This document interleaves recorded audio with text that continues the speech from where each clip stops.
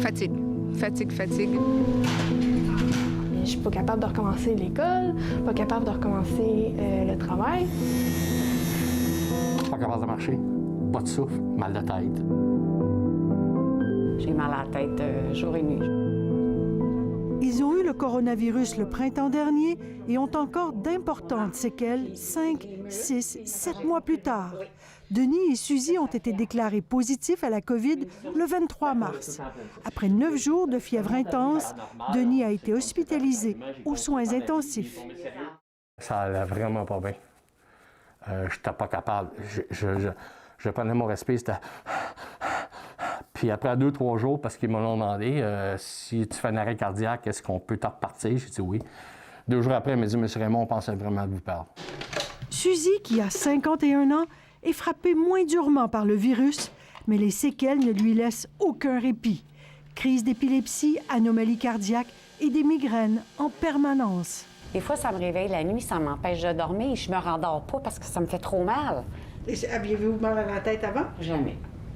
Malgré cette douleur chronique, la secrétaire médicale est de retour au travail depuis juin. Denis, qui a 60 ans, a recommencé à travailler, mais il y a seulement 3 semaines. Il ne travaille que 2 jours par semaine et peine à finir ses journées. Moi, c'est surtout les genoux, les articulations. J'ai encore des crampes, j'ai encore mal des mollets. Je vais monter les marches, on dirait que je viens juste de... On dirait que j'ai couru 20 km hier. Certains vont être essoufflés à l'effort. Donc, ils disent, hey, je marche un peu, là, d'un coup. Et même au point que certains ne peuvent pas retourner à leur travail de base si c'est un travail physique, là. Selon l'interniste, les douleurs musculaires de Denis, assez communes chez les malades hospitalisés, sont en partie dues au décadron, un anti-inflammatoire plus puissant que la cortisone. Il est bon dans le traitement de la COVID, il sauve des vies, ça c'est tout positif, mais il est terrible sur la force musculaire. La possibilité d'avoir une faiblesse permanente existe, elle est tout à fait là. Julie Dolan, qui est infirmière auxiliaire, a été diagnostiquée à la fin avril. 6 mois plus tard, elle est encore à bout de souffle. Je trouve que c'est pire le après que pendant. Pourquoi? Vu que ça perdure tellement longtemps, tu sais, qu'on vient épuiser. Tu sais, c'est comme manquer d'air. Tu te dis manquer d'air 2 semaines, tu sais, ça va passer. Mais tu sais, manquer d'air tout le temps, tu sais, sur longue haleine, c'est plus dur. Comme bien d'autres malades de la COVID, Julie a des pertes de mémoire, de la difficulté à se concentrer et a subi une importante baisse de vision. Il faut que j'aille refaire un examen de la vue parce que je dois forcer mes yeux avec mes lunettes. On a une atteinte possible de la rétine.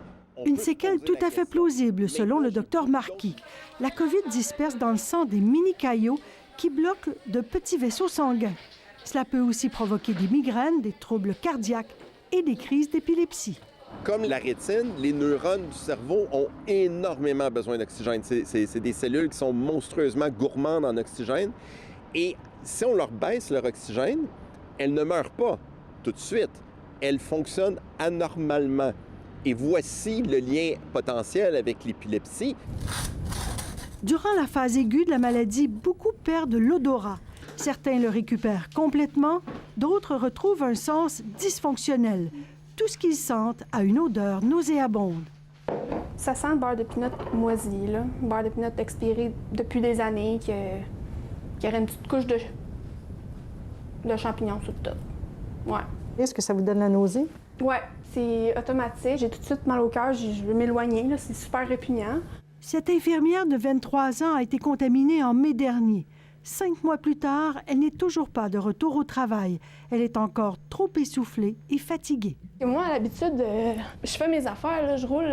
Je peux rouler à 100 000 à l'heure là, dans mes projets. Là, je suis motivée, je fonce.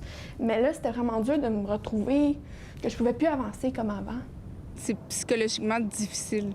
Tu sais, on sait pas où est-ce qu'on s'en va, on sait pas quand ça va finir, on sait pas rien. Si le gouvernement décide, on ferme, on rouvre tout, on va passer au travail, l'immunité collective, ça va être le désastre. Pour cet hyperactif, c'est très pénible de ne plus pouvoir bouger ou travailler comme avant.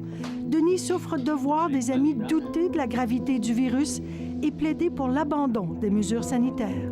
Je leur dis souvent, si tu penses à l'économie, parce que toi, tu as hâte de retourner travailler dans un restaurant ou tu as hâte à quelque chose, tu seras même plus capable dans 1 an. Si tu le penses, tu seras même plus capable d'y aller travailler. Et c'est pas mieux, là.